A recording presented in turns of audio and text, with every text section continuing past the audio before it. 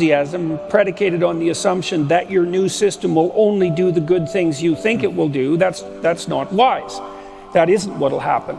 Now, this currency revolution might be proceeding in as positive a manner as we could expect, because at the moment what we have is, in some sense, unbridled competition between a variety of currencies. I mean, we had that before, because you could hold currency from different countries, and that was analogous in some sense, and so that possibility existed before. But you have the cryptocurrencies now, and they're competing with fiat currencies, and maybe that's the right way to settle which one is more valid, is to let the competition proceed apace and let a multitude of people make their free choice and, accept the emergent winner as the valid winner. Right. And since I believe the market is the only way of making those sorts of calculations, then that seems like a fair approach. It seems fair to me too, yeah. Yeah, well, I suspect that there'll be a lot of obstacles along the way, because I think Bitcoin is now worth more than silver. I believe that's the case. I believe that's true, yeah. Yeah, it's something like that. So that, it's silver has been a standard of value, not as reliably as gold, but maybe second or third place. And so the fact that Bitcoin has knocked it out of that position is really something. My suspicions are that there's going to be a lot of kickback at the governmental and bureaucratic level over the next 10 years, and it's certainly possible for government agencies to put a stick in the spokes of a very well-functioning bicycle. And because Bitcoin does present a real threat to the centralizer types, they're not going to take that lying down. Now, whether they can do anything about it or not, that's a different question. But, recently in Canada, some of the trucker protest activity was financed through Bitcoin donations, and the government went after the Bitcoin purveyors, and they capitulated. And so, that didn't mean the government had direct access to the keys, but they did manage to get access to the records of the what do you call them? The intermediary. Right. Yeah. Yeah, and from, I guess, my turn for devil's advocacy, in the Bitcoin world, the view on those kind of things tends to be, over the long run, these kind of things are beneficial because they help improve the immune system of the ecosystem, of this worldwide phenomenon. It makes it more robust. Yeah, could well be. But I appreciate the caution, the words of caution. I wanted to ask a bit more about some of the other things you've encountered during this Bitcoin rabbit hole, because people tend to call it that way. Once you kind of go down it, there's, sometimes you don't know how deep it can go. And you had and I don't know if you'll agree if this relates to your Bitcoin journey, but you had a long conversation with Dr. Bob Murphy, who's an expert in Austrian economics. And in that respect, I thought it was fascinating when you both were talking about the Austrian business cycle, which is their theory of the boom and the bust in the economy and their explanation of why it happens. And you brought up that it reminded you of the theory of your theory of the biblical flood myths and the Tower of Babel. And so I was curious if you could, share some of your thoughts about that, because in the video, and I recommend everyone to watch it, it's fantastic. To me, it's like a masterclass of how to be a student, because you're so methodical in exploring this new school of thought. But so I wanted to ask you specifically that analogy between the boom and the bust in the economy and the flood myth and the Tower of Babel, like how you see that. That's a very, very hard question, that one. So I have to wrap my head around that conversation again. I remember the Tower of Babel. You mentioned that the superficial cause the flood superficial cause seems to be some kind of storm. Like, of course, the dikes give in, but the more profound cause is the corruption and the hubris that preceded it, that then eventually became inevitable. That the flood became inevitable. Which well, there's two. Okay. So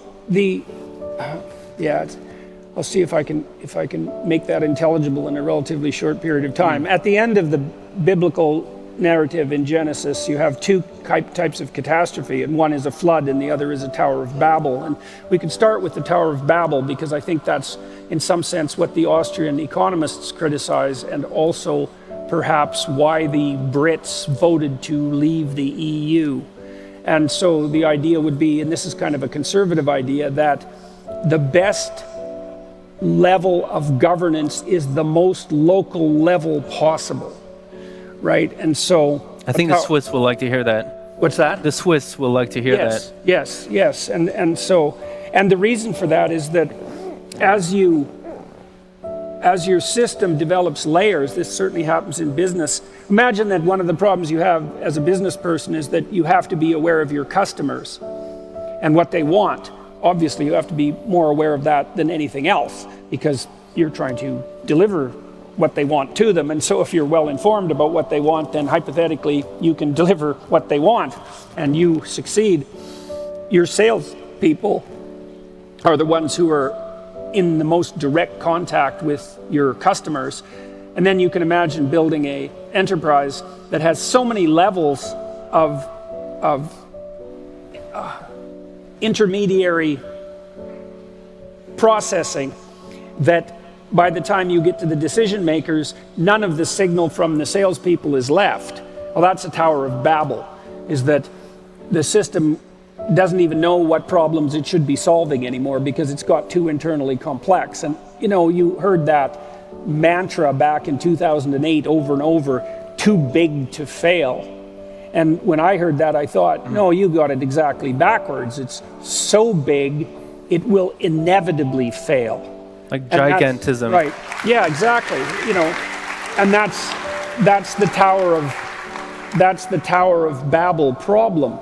And I think part of the reason the Brits objected to the EU was because they intuited, because in no small part it was a working class phenomena, not necessarily a complex philosophical realization, but a sense that those bureaucrats in Brussels are just too far away from us. And I think that's exactly right. I think part of the problem that the Austrian economists pinpoint is that there's going to be corrections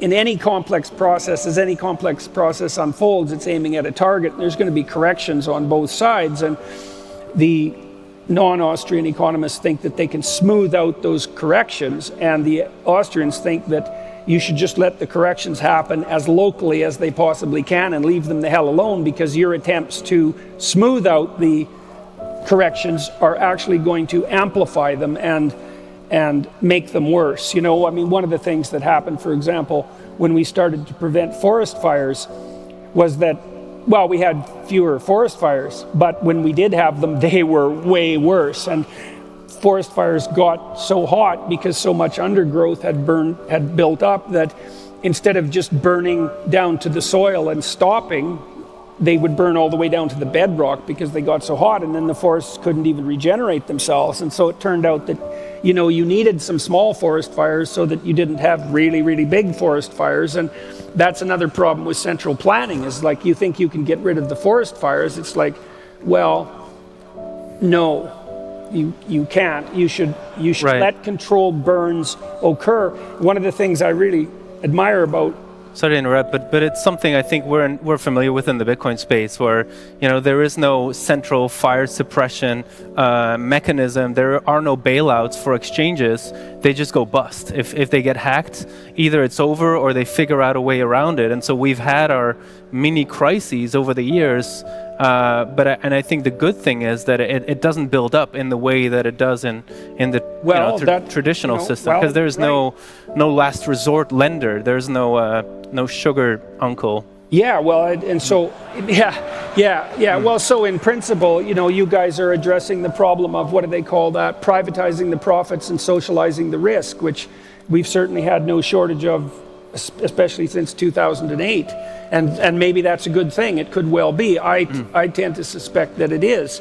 One of the things I think that's made America so robust, say compared to Japan even, back in the 1980s, some of you aren't old enough to know this, but back in the 1980s, it wasn't China that was regarded as the economic prime economic competitor to the U.S. in the West. It was Japan, because Japan had, had an economic trajectory like this. It was really quite remarkable, and people believed that, projecting forward into the future, that Japan would be the world's predominant economic power. And one of the things that happened was that Japan wasn't willing to let things burn.